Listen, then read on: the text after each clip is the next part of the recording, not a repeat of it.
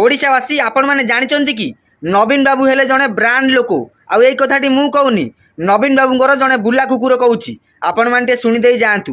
शुणबे रंग मिस्त्री तते कहूँ तते नवीन पट्टनायक गोटे ना नुहे गोटे ब्रांड जदि ओडिशा इतिहास लिखा जाए प्रथम पेज रे प्रथम पृष्ठा रे मो नेता नवीन बाबू ना रही जाचु जन्मठू मरवा जाके योजना करते कलर माइले भी 5 वर्ष